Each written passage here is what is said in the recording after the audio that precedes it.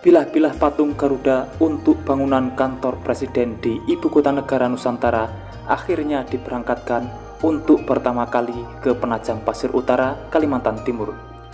Pilah-pilah patung Garuda buatan seniman Nyoman Nuarta itu diberangkatkan menggunakan beberapa kontainer dari workshop di Nuart Sculpture Park Bandung Barat pada Rabu 30 Agustus 2023 lalu menuju Pelabuhan Tanjung Perak, Surabaya.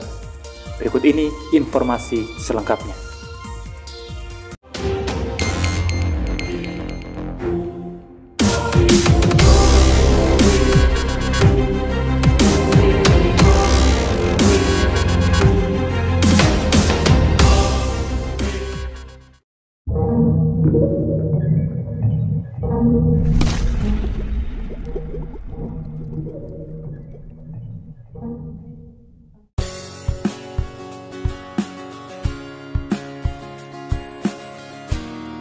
Sebanyak 80 pilah Garuda siap dikirim dari workshop Nyoman Nuarta di Bandung menuju ibu kota Nusantara IKN di Sepaku, Penajam Pasir Utara, Kalimantan Timur.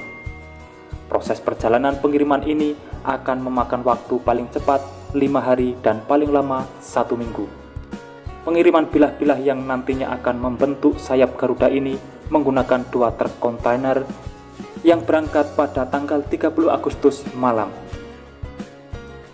Nyoman Nuarta menargetkan proses pilah kuningan tersebut bisa selesai pada Oktober 2023 dengan total 4.687 pilah.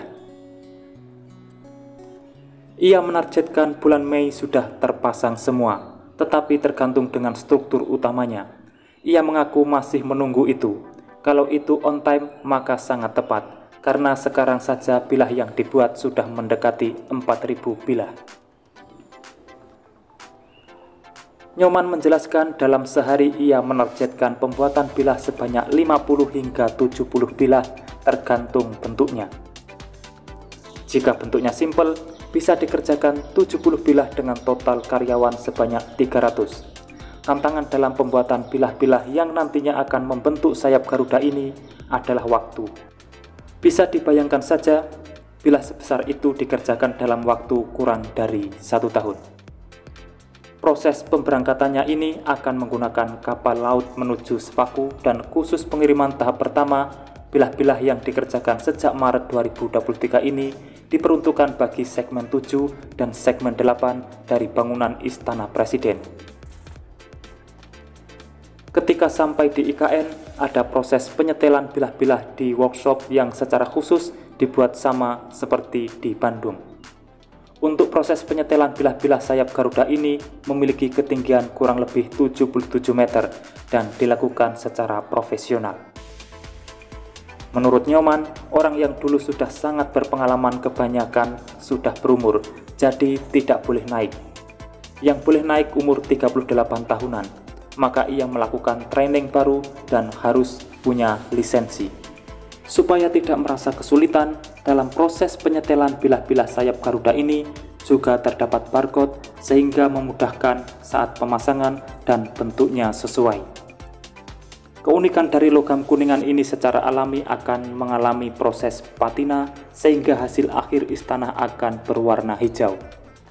Nanti secara alami ketika berada di ruang terbuka, karena deraan cuaca dan terpaan matahari, warna permukaannya akan berangsur menjadi kehijauan. Tepat di bawah kulit bangunan akan terdapat celah yang cukup lebar.